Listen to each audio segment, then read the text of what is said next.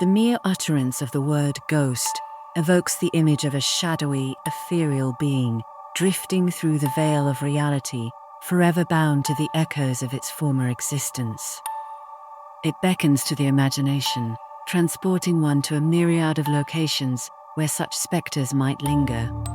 Desolate graveyards, cloaked in the inky blackness of moonless nights, desolate moors, shrouded in an embrace of damp mist, or ancient castles, their crumbling towers silhouetted against a storm-laden sky, perched precariously upon jagged cliffs.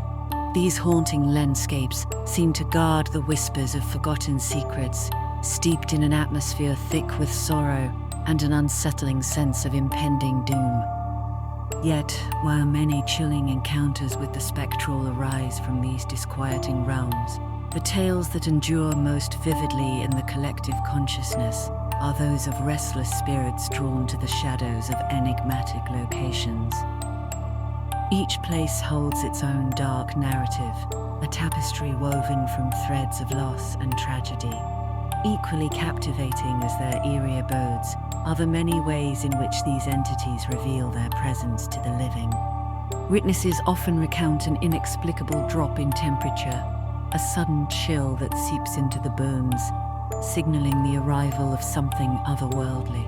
A thickening of the air envelops them, as though the very essence of the room has been infused with unseen presences, a gathering of souls long departed. Others speak of disembodied whispers that seem to float on the air, echoing secrets from a time long past, or the ghostly sound of footsteps echoing in empty corridors, a reminder that the past is never truly buried. Some claim to see flickering lights dancing in the periphery of their vision, mere illusions that vanish when scrutinized. Others are assailed by potent scents, the unmistakable waft of pipe tobacco, or the delicate trace of perfume, lingering like memories that refuse to fade. These manifestations, both subtle and jarring, weave a narrative of the spectral, a reminder that the boundary between the living and the dead is a fragile one, teetering on the edge of the unknown. Wilton Castle, a shadowy relic of the 13th century, stands defiantly amid the windswept landscape of County Wexford, Ireland, casting an eerie silhouette against the twilight sky. Nestled near the sombre banks of the Borough River, its first fortified tower, erected in the fateful year of 1247, whispers tales of glory and despair, of noble lineage and tragic demise. This once majestic fortress is haunted not only by the echoes of its storied past, but by the spirits of those who once roamed its hallowed halls. In 1807, the castle bore witness to one of the last pistol duels in Ireland, a fateful clash that would leave an indelible mark on its history. But the true horror came in 1923, when fire consumed its grand interiors, leaving behind a charred skeleton, a ghost of its former self. Only the scorched stones and crumbling walls remain, a testament to the conflagration that reduced its beauty to mere ruin and memory. For generations, the Alcock family called this fortress home, their lineage entwined with the land since the early 17th century. Yet, as the flames danced through its halls, local legends began to sprout like weeds in the cracks of the castle's desolation, whispers of spectral inhabitants who now dwell within its remnants. One chilling tale speaks of an old woman, a one-time actress, whose tragic demise in the inferno has rendered her spirit eternally bound to the remnants of a tower. On dark nights, strange lights flicker in that forsaken space, perhaps her desperate attempts to grasp the remnants of life once lived, or a haunting reminder of the flames that took her.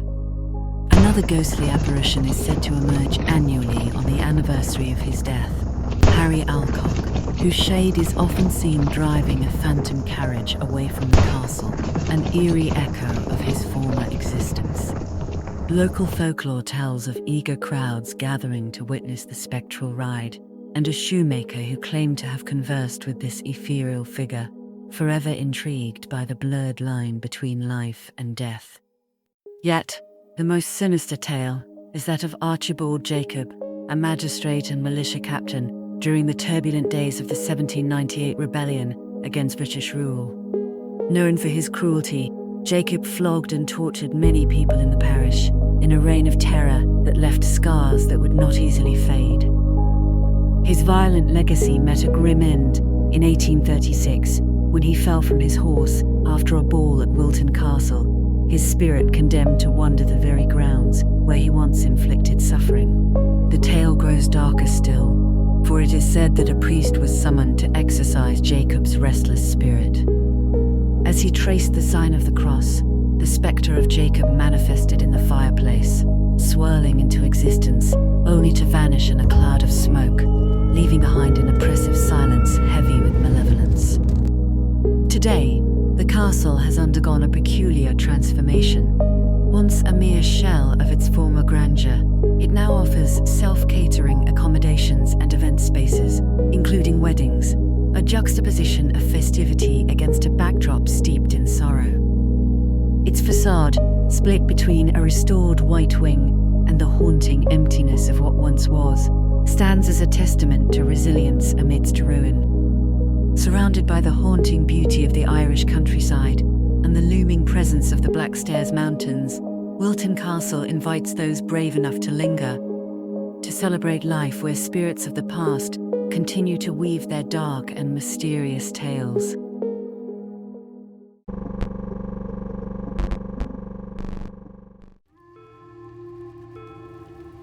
Since time immemorial, the phantoms of the ethereal world have been inexorably linked to the depths of water, be it the jagged, rock-fanged coasts that loom ominously over the sea, the tumultuous currents of rivers that rage like the tempestuous heart of a storm, or the seemingly tranquil pools that conceal a darkness beneath their placid surfaces. Among these spectral tales, whispers persist of souls lost to the watery abyss, their ghostly forms luring the unwary into their cold embrace, where they too shall find solace in eternal gloom. In the shadowy heart of Devon, England, lies Lidford Gorge, a place steeped in shadow and the echoes of sorrow. Here, a foreboding pool, fed by a thunderous 20-foot cascade known as Kitty's Steps, broods under the weight of its own dark legends. The cascade, with its relentless roar, is said to be the dwelling of a beguiling spirit, one that captivates the hearts of those who dare to approach.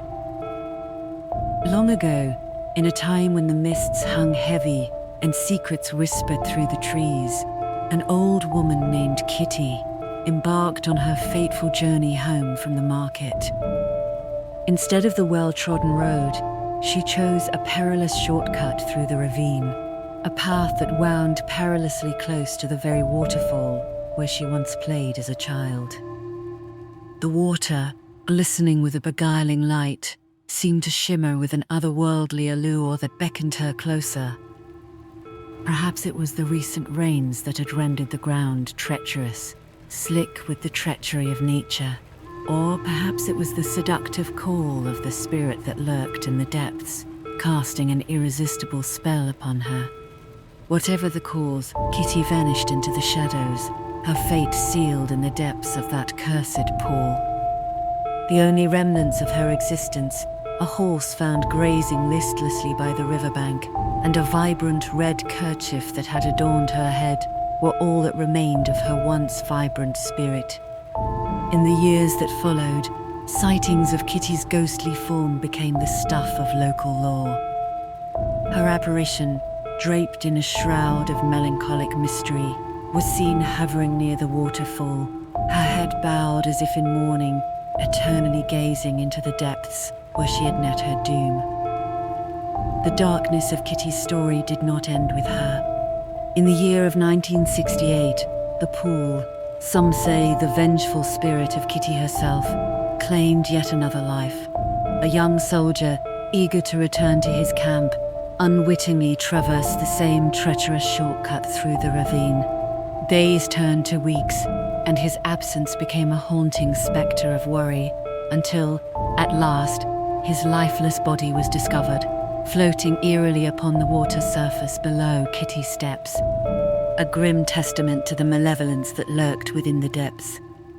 Thus, the legend endures, entwined with the whispers of the water, a dark reminder of the spirits that dwell beneath, forever watching, forever waiting for the next soul to heed their call.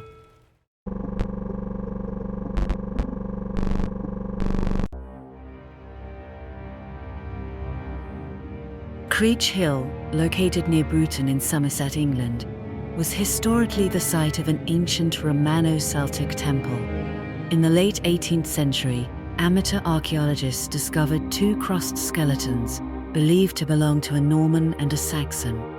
The site, seemingly the backdrop of violent confrontations in the past, is also reputed to have a rich history of hauntings. Numerous individuals traveling at night over or near the hill have reported hearing heavy footsteps and eerie laughter, with some claiming to have seen a shadowy black figure. One night, it is recounted, a farmer returning from a nearby market encountered a figure lying in the road at the base of Creech Hill.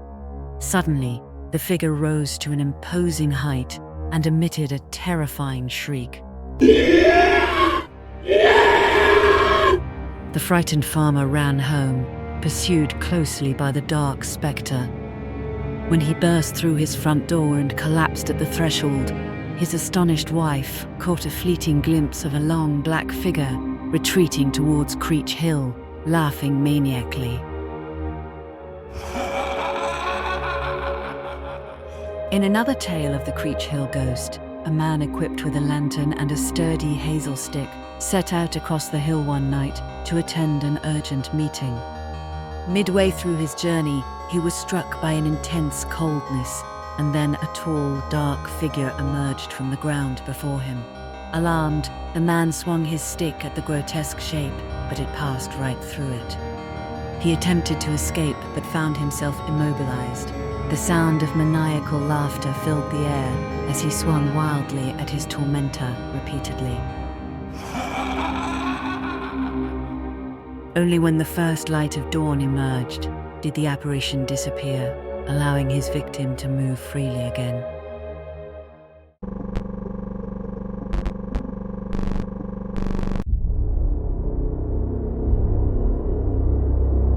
One of the earliest reported ghosts in the British Isles is believed to haunt an ancient burial mound at the Manor of Rillaton. The apparition, seemingly a druid priest, clad in a long flowing robe, would approach those passing by and silently offer them a drink of a magical brew. According to one account, a local nobleman encountered this phantom late one night while traversing the moor after a day of hunting.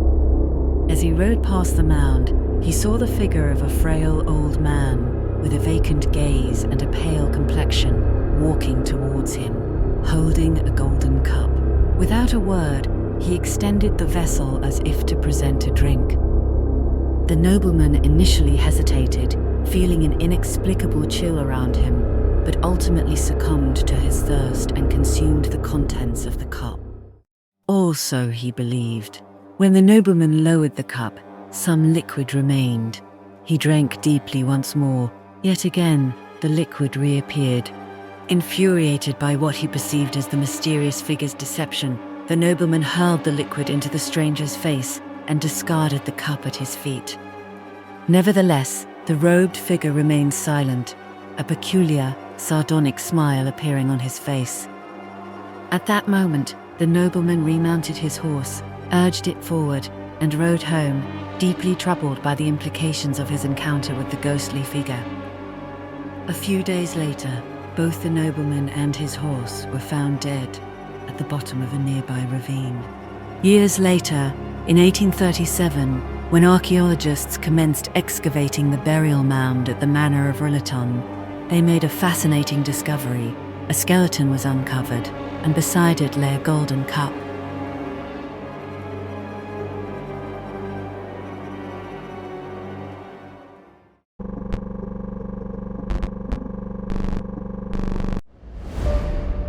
The Restless Souls of Whitby Abbey. Located in northern Yorkshire, England, if the legends hold any truth, the grand ruins of Whitby Abbey are said to be inhabited by spirits.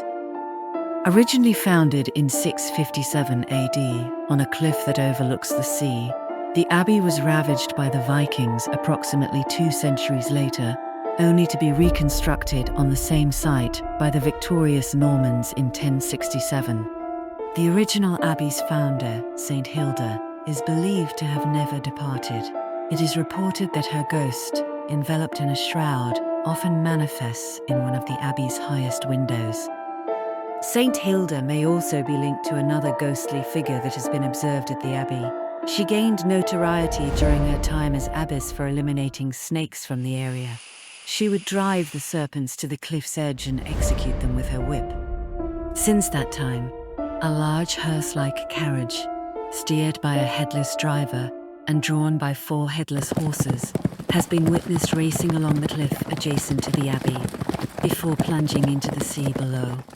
It is said to be an omen of death.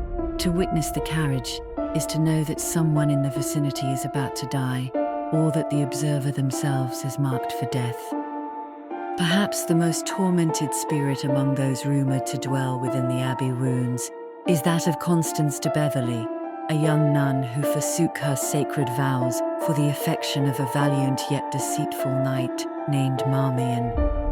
As retribution for her transgressions, she was entombed alive within a dungeon at Whitby Abbey. Her apparition has reportedly been spotted on the winding staircase that leads from the dungeon, trembling and pleading for freedom.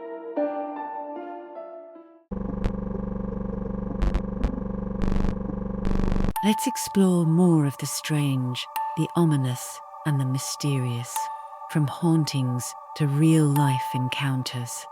Every mystery has a story. Every legend has a grain of truth. Whether you are here for the ghost stories, the cryptid sightings, or baffling mysteries, unsolved crimes and chilling mysteries, you found your new home for all things strange. See you soon for the next episode.